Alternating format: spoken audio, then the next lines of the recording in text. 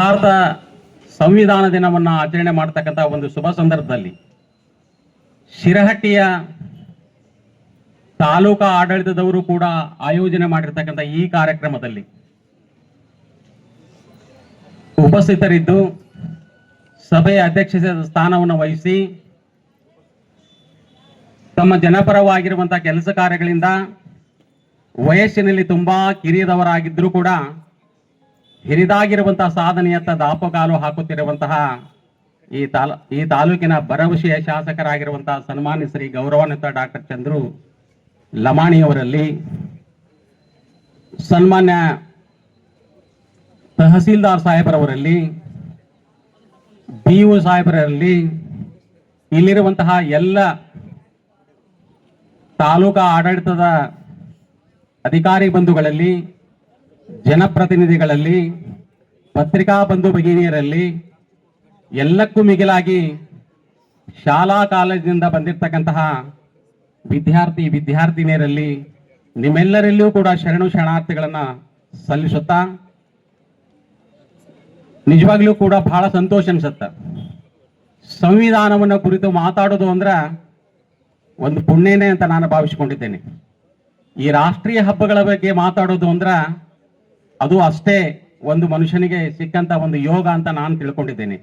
ಯಾಕೆ ಅಂತ ಹೇಳಿದ್ರೆ ನಮ್ಮ ದೇಶದ ಬಗ್ಗೆ ಅಧ್ಯಯನ ಮಾಡತಕ್ಕಂತಹ, ತಿಳಿದುಕೊಳ್ತಕ್ಕಂತಹ ಒಂದು ಅವಕಾಶ ನಮಗೆ ಸಿಕ್ಕಿದ್ದು ನಿಜವಾಗ್ಲೂ ಕೂಡ ನನಗೆ ಬಹಳ ಸದಾವಕಾಶ ಅಂತ ಭಾವಿಸಿಕೊಂಡು ಈ ಅವಕಾಶವನ್ನು ನನಗೆ ಕೊಟ್ಟಿರ್ತಕ್ಕಂತಹ ಯಾವತ್ತೂ ತಾಲೂಕಾ ಆಡಳಿತದ ಎಲ್ಲ ಅಧಿಕಾರಿ ಬಂಧುಗಳಲ್ಲಿ ತಮ್ಮೆಲ್ಲರಲ್ಲಿ ಅಭಿನಂದನೆಗಳನ್ನು ಸಲ್ಲಿಸಿ, ಸಾಗರ ಬಡ ಹೈ ಮಗರ್ ಗಡ ಬಹುತ್ ತೋಡ ಹೈ.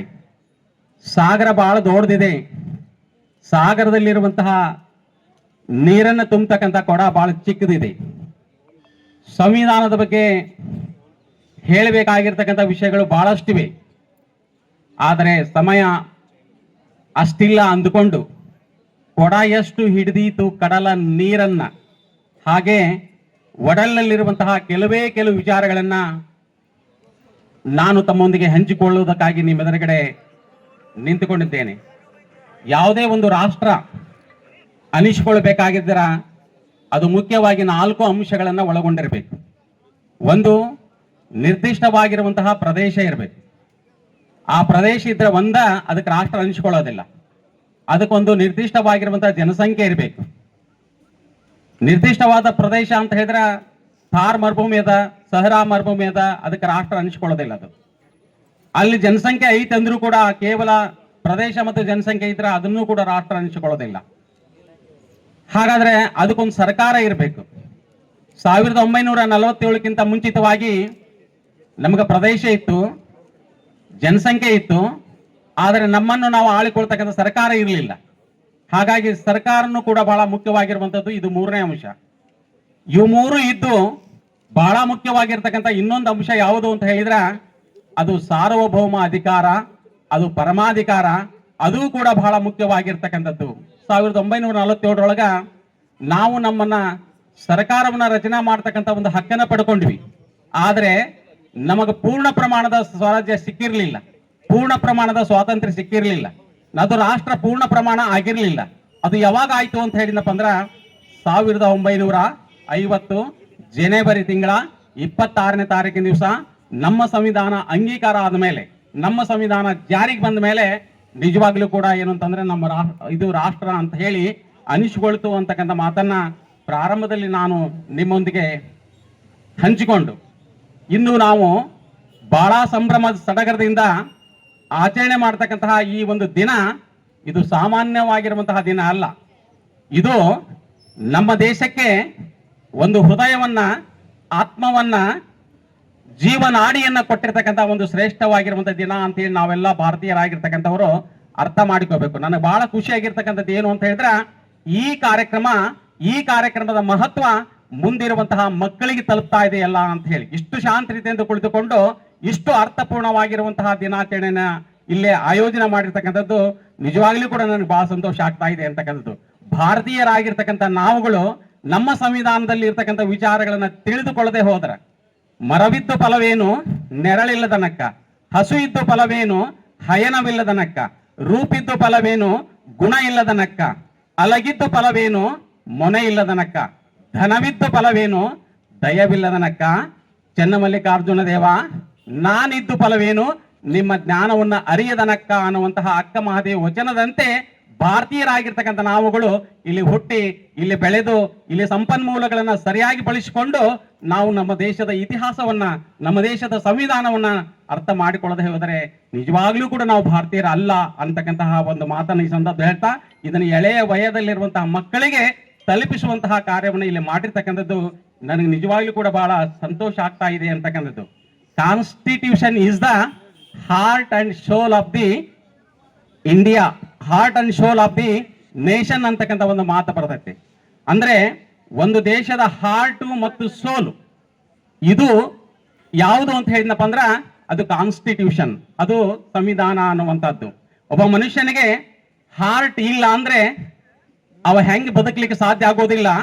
ಹಾಗೆ ಒಂದು ರಾಷ್ಟ್ರ ಅದು ಸರ್ವಾಂಗೀಣ ಅಭಿವೃದ್ಧಿಯನ್ನು ಹೊಂದಿ ಸಶಕ್ತವಾಗಿರುವಂತಹ, ಸದೃಢವಾಗಿರುವಂತಹ ರಾಷ್ಟ್ರ ಅನಿಸ್ಕೋಬೇಕಾಗಿತ್ತು ಅಂತ ಹೇಳಿದಪ್ಪ ಅಂದ್ರ ಅದಕ್ಕೊಂದು ಸಂವಿಧಾನ ಇರ್ತಕ್ಕಂಥದ್ದು ಬಹಳಷ್ಟು ಅವಶ್ಯವಾಗಿರ್ತಕ್ಕಂತಹ ಮಾತನ್ನ ನಾವೆಲ್ಲರೂ ತಿಳ್ಕೋಬೇಕು ಅನ್ನುವಂಥದ್ದು.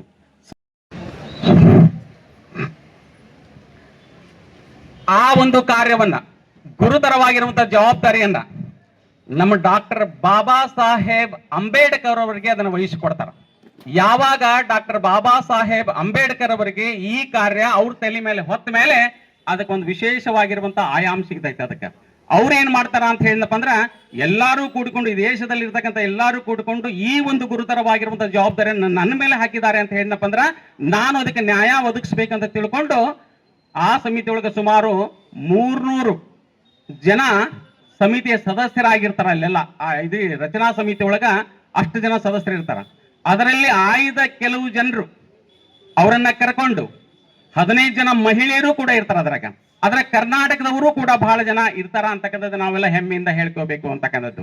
ಇವರನ್ನ, ಕೆಲವು ಜನರನ್ನ ಕರ್ಕೊಂಡು ದೇಶ ವಿದೇಶಗಳಲ್ಲೆಲ್ಲ ಹೋಗಿ ಅಲ್ಲಿರುವಂತಹ ಸಂವಿಧಾನಗಳನ್ನ ಸರಿಯಾಗಿ ಅವಲೋಕನ ಮಾಡಿ, ಅಧ್ಯಯನ ಮಾಡಿ, ಅಲ್ಲಿರುವಂತಹ ಉತ್ತಮಾಂಶಗಳನ್ನ ಎರವಲಾಗಿ ಪಡ್ಕೋತಾರ. ಎರವಲಾಗಿ ಪಡ್ಕೊಂಡು ಒಂದು ಸಂವಿಧಾನವನ್ನ ರಚನೆ, ಬಹಳ ಜನ ಈ ಮಾತನ್ನು ಮಾತ್ರ ಹೇಳ್ತಾರ. ಆದ್ರೆ ಅಂಬೇಡ್ಕರ್ ಅವರು ಪಟ್ಟಿರ್ತಕ್ಕಂಥ ಶ್ರಮ ಎಂತದ್ದು ಅಂತ ಹೇಳಿದ್ನಪ್ಪ ಅಂದ್ರ, ಬೇರೆ ದೇಶಗಳಿಗೆ ಹೋಗುವಂತಹ ಸಂದರ್ಭದೊಳಗ ಡಾಕ್ಟರ್ ಬಾಬಾ ಸಾಹೇಬ್ ಅಂಬೇಡ್ಕರ್ ಅವರು 1776ರಲ್ಲಿ ಅಮೆರಿಕಾ ದೇಶದ ಒಂದು ಕ್ರಾಂತಿ ನಡೀತೈತಿ. ಆ ಕ್ರಾಂತಿ ಮುಗಿದ ಮೇಲೆ ಅಮೆರಿಕಾ ದೇಶ ಒಂದು ಘೋಷಣೆ ಮಾಡ್ತೈತಿ. ಅದೇನು ಅಂತ ಹೇಳಿದ್ನಪ್ಪ ಅಂದ್ರ, ಈ ಸೃಷ್ಟಿಯಲ್ಲಿರುವಂತಹ, ಕೇವಲ ಅಮೆರಿಕಾ ದೇಶ ಅಲ್ಲ, ಈ ಸೃಷ್ಟಿಯಲ್ಲಿರುವಂತಹ ಎಲ್ಲ ಮನುಷ್ಯರು ಕೂಡ ಸರಿ ಸಮಾನರು ಅನ್ನುವಂತಹ ಒಂದು ಘೋಷಣೆಯನ್ನ ಕೊಡ್ತೈತೆ. ನಾವು ಬದುಕಬೇಕಾಗಿತ್ತು ಅಂತ ಹೇಳಿದ್ರ ಎಲ್ಲರೂ ಸರಿ ಸಮಾನರು ಅನ್ನುವಂತಹ ಒಂದು ತತ್ವವನ್ನ ನಾವು ಅಳವಡಿಸ್ಕೋಬೇಕು ಅನ್ನುವಂತಹ ಸಂದೇಶವನ್ನು ಕೊಡ್ತೈತೆ. ಡಾಕ್ಟರ್ ಬಾಬಾ ಸಾಹೇಬ್ ಅಂಬೇಡ್ಕರ್ ಅವರು ಅದನ್ನ ಒಂದು ಕಡೆ ಕೋಟ್ ಮಾಡಿಕೊಂತಾರ. ಅದೇ ರೀತಿಯಾಗಿ ಮುಂದೆ 1789ರಲ್ಲಿ ಫ್ರೆಂಚ್ ಕ್ರಾಂತಿ ಆಗತ್ತ. ಅದಕ್ಕೆ ಫ್ರಾನ್ಸ್ ಕ್ರಾಂತಿ ಅಂತಾನು ಹೇಳಿನೂ ಕರೀತಾರ. ಆ ಫ್ರೆಂಚ್ ಕ್ರಾಂತಿ ಏನ್ ಮಾಡ್ತೈತೆ ಅಂದ್ರ, ಒಂದು ದೇಶದಲ್ಲಿರುವಂತಹ ಜನ ಸರ್ವಾಂಗ ಸುಂದರವಾಗಿ ಬೆಳಿಬೇಕಾಗಿತ್ತು ಅಂದ್ರೆ, ಆ ದೇಶ ಸಶಕ್ತ ಆಗ್ಬೇಕಾಗಿತ್ತು, ಜನರು ನೆಮ್ಮದಿಯಿಂದ ಸುಖ ಶಾಂತಿಯಿಂದ ಬದುಕಬೇಕಾಗಿತ್ತು ಅಂತ ಹೇಳಿದಪ್ಪ ಅಂದ್ರ ಅವ್ರಿಗೆ ಸ್ವಾತಂತ್ರ್ಯ ಇರಬೇಕು, ಸಮಾನತೆ ಇರಬೇಕು, ಭಾತೃತ್ವ ಇರಬೇಕು. ಎಲ್ಲರೂ ಈ ರೀತಿಯಾಗಿರ್ತಕ್ಕಂಥ ವಾತಾವರಣ ಅಲ್ಲಿ ಇತ್ತು ಅಂತ ಹೇಳಿದಪ್ಪ ಅಂದ್ರ ಆ ದೇಶ ನಿಜವಾಗ್ಲೂ ಕೂಡ ಈ ಭೂಮಿ ಮೇಲೆ ಉತ್ತುಂಗವಾಗಿರುವಂತಹ ಒಂದು ಸ್ಥಾನವನ್ನು ಪಡ್ಕೋತೈತೆ ಅಂತ ತಿಳ್ಕೊಂಡು ಅವ್ರು ಏನ್ ಮಾಡಿದ್ರು ಅಂದ್ರೆ ಈ ಘೋಷಣೆಯನ್ನ ಮಾಡಿದ್ರು. ಸ್ವಾತಂತ್ರ್ಯ ಬೇಕು, ಸಮಾನತೆ ಬೇಕು ಮತ್ತು ಭಾತೃತ್ವ ಬೇಕು, ಬ್ರದರ್ಹುಡ್, ಸಹೋದರತ್ವ ಬೇಕು ಅನ್ನುವಂತಹ ಮಾತನ್ನ ಹೇಳ್ತಾರ. ಅದನ್ನು ನಮ್ಮ ಬಾಬಾ ಸಾಹೇಬ್ ಅಂಬೇಡ್ಕರ್ ಅವರು ಅದನ್ನು ಕೂಡ ಪಡ್ಕೋತಾರೆ. ಇಂತಹ ಅಂಶಗಳನ್ನು ಪಡ್ಕೋತಾರ. ಮುಂದೆ ರಷ್ಯಾ ಕ್ರಾಂತಿ ಆಗತ್ತ. ರಷ್ಯಾ ಕ್ರಾಂತಿಯ ಘೋಷಣೆ ಏನಾಗಿತ್ತು ಅಂತ ಹೇಳಿದ್ನಪ್ಪ ಅಂತಂದ್ರೆ, ಪ್ರತಿಯೊಬ್ಬರು ಸಾಮರ್ಥ್ಯಕ್ಕೆ ಅನುಗುಣವಾಗಿ ದುಡಿಬೇಕು. ಬಹಳ ಚೆನ್ನಾಗಿ ಅರ್ಥ ಮಾಡ್ಕೋಬೇಕು. ಪ್ರತಿಯೊಬ್ಬರು ಸಾಮರ್ಥ್ಯಕ್ಕೆ ಅನುಗುಣವಾಗಿ ದುಡಿಬೇಕು, ಹಾಗೆ ಅಗತ್ಯಕ್ಕೆ ಅನುಗುಣವಾಗಿ ಪಡಿಬೇಕು. ಅಗತ್ಯತೆಗಳನ್ನು ಮಾತ್ರ ಪಡಿಬೇಕು, ಸಾಮರ್ಥ್ಯಕ್ಕೆ ಅನುಗುಣವಾಗಿ ದುಡಿಬೇಕು ಅನ್ನುವಂತಹ ಸಂದೇಶವನ್ನ ತಮ್ಮ ಒಂದು ಘೋಷಣಾ ವಾಕ್ಯದೊಳಗ ಮಾಡ್ತಾರ. ಅದನ್ನು ಕೂಡ ನಮ್ಮ ಬಾಬಾ ಸಾಹೇಬ್ ಅಂಬೇಡ್ಕರ್ ಅವರು ಎರವಲನ್ನಾಗಿ ಪಡ್ಕೊಂತಾರ. 1945ರಲ್ಲಿ ವಿಶ್ವಸಂಸ್ಥೆ ಪ್ರಾರಂಭ ಆಗ್ತೈತಿ, ವಿಶ್ವಸಂಸ್ಥೆ ಸ್ಥಾಪನೆ ಆಗ್ತೈತಿ. ಜಗತ್ತಿನ 2ನೇ ಮಹಾಯುದ್ಧ ನಡೆದು ವಿಶ್ವ ಕೋಲಾಹಲವಾಗಿ ಹಾಹಾಕಾರ ಉಂಟಾಗಿ ಲಕ್ಷಾನುಗಟ್ಟಲೆ ಜನ ಸಾವು ನೋವುಗಳಲ್ಲಿ ಬಳಲಿ ವಿಶ್ವದಲ್ಲಿ ಶಾಂತಿ ಸ್ಥಾಪನೆ ಮಾಡಬೇಕು ಅಂತ ಉದ್ದೇಶ ಇಟ್ಟುಕೊಂಡು ವಿಶ್ವಸಂಸ್ಥೆಯನ್ನು ಸ್ಥಾಪನೆ ಮಾಡ್ತಾರ 1945ರಲ್ಲಿ. ಆ ವಿಶ್ವಸಂಸ್ಥೆ 1948ರಲ್ಲಿ ಒಂದು ಘೋಷಣೆ ಮಾಡ್ತೈತೆ. ಅದು ಎಂತಹ ಘೋಷಣೆ ಅಂತ ಹೇಳಿದ್ನಪ್ಪ ಅಂದ್ರ ಮಾನವ ಹಕ್ಕುಗಳ ರಕ್ಷಣೆ ಘೋಷಣೆ ಅಂತಕ್ಕಂಥ ಒಂದು ಘೋಷಣೆಯನ್ನು ಮಾಡ್ತೈತೆ. ಅದನ್ನ ಅವ್ರು ಹೇಳಿದ್ದು ಏನು ಅಂತ ಹೇಳಿದ್ನಪ್ಪ ಅಂದ್ರ ಅಮೆರಿಕಾ ದೇಶದ ಹಕ್ಕುಗಳ ಘೋಷಣೆ ಅಂತ ಹೇಳಿಲ್ಲ, ಭಾರತ ದೇಶದ ಹಕ್ಕುಗಳ ಘೋಷಣೆ ಅಂತ ಹೇಳಿಲ್ಲ, ಪಾಕಿಸ್ತಾನದ ಹಕ್ಕುಗಳ ಘೋಷಣೆ ಅಂತ ಹೇಳಿಲ್ಲ, ಇಡೀ ಮಾನವ ಕುಲದ ಹಕ್ಕುಗಳ ಘೋಷಣೆ ಅನ್ನುವಂತಹ ಒಂದು ಘೋಷಣೆಯನ್ನ ಮಾಡ್ತಾರ. ನಮ್ಮ ಬಾಬಾ ಸಾಹೇಬ್ ಅಂಬೇಡ್ಕರ್ ಅವರಿಗೆ ಇದು ಬಹಳಷ್ಟು ಏನಾಗುತ್ತಂದ್ರ ಆಸಕ್ತಿಯನ್ನ ತರ್ತೈತಿ ಈ ಅಂಶಗಳು. ಒಬ್ಬ ತೆಲುಗು ಸಾಹಿತಿಯ ಮಾತನ್ನ ಈ ಸಂದರ್ಭದಲ್ಲಿ ಕೋಟ್ ಮಾಡೋದಾದ್ರ ಅಪ್ಪಾರಾವ್ ಗುರ್ಜಲ್ ಅಂತ ಹೇಳಿ, ಅಪ್ಪಾರಾವ್ ಗುರ್ಜಲ್ ಅನ್ನುವಂತಹ ಒಬ್ಬ ತೆಲುಗು ಸಾಹಿತಿ ಹೇಳ್ತಾನ, ದೇಶ ಮುಂಟೆ ಮಂಟೆ ಕಾಲು. ತೆಲುಗಿನಲ್ಲಿರ್ತಕ್ಕಂಥ ಮಾತು, ದೇಶ ಮುಂಟೆ ಮಂಟೆ ಕಾಲು, ದೇಶ ಮುಂಟೆ ಮನುಷ್ಯಲು ಅಂತಕ್ಕಂಥದ್ದು. ಅಂದ್ರ ಅದ್ರ ಕನ್ನಡ ಅರ್ಥ ನನಗೂ ಕೂಡ ತೆಲುಗು ಬರೋದಿಲ್ಲ, ಬಟ್ ನಾನು ತೆಲುಗು ಬಲ್ಲವರಿಂದ ಈ ಮಾತನ್ನ ಅರ್ಥ ಮಾಡಿಕೊಂಡಿನಿ ಅಂತಕ್ಕಂಥದ್ದು. ಏನ್ ಹೇಳ್ತಾರ ಅಂತ ಹೇಳಿದ್ನಪ್ಪ ಅಂದ್ರ, ದೇಶ ಅಂತ ಹೇಳಿದ್ನಪ್ಪ ಅಂದ್ರ ಎಲ್ಲೋ ಒಂದು ಭೂಮಿ ಅಲ್ಲ, ನೀರು ಅಲ್ಲ, ಅಲ್ಲಿರುವಂತ ಸಂಪನ್ಮೂಲಗಳಲ್ಲ, ಕಟ್ಟಿಗೆ ಅಲ್ಲ, ಇಟ್ಟಿಗೆ ಅಲ್ಲ, ಸಿಮೆಂಟ್ ಅಲ್ಲ. ಹಾಗಾದ್ರೆ ದೇಶ ಅಂದ್ರೆ ಏನು ಅಂತಂದ್ರ ಆ ದೇಶದಲ್ಲಿರ್ತಕ್ಕಂತಹ ಜನರು ಏನದಾರಲ್ಲ ಅದು ನಿಜವಾಗಿರುವಂತಹ ದೇಶ ಅನ್ನುವಂತಹ ಕಲ್ಪನೆ ಕೊಡ್ತಾರಲ್ಲ. ಹಾಗಾಗಿ ಈ ಮಾನವ ಹಕ್ಕುಗಳ ಘೋಷಣೆ ಅನ್ನುವಂತಹ ಅಂಶವನ್ನ ನಮ್ಮ ಅಂಬೇಡ್ಕರ್ ಅವರು ತಾವು ರಚನೆ ಮಾಡ್ತಕ್ಕಂತಹ ಸಂವಿಧಾನದ ಕರಡು ಸಮಿತಿಯಲ್ಲಿ ಈ ಅಂಶಗಳನ್ನ ಬಳಸ್ಕೊತಾರ.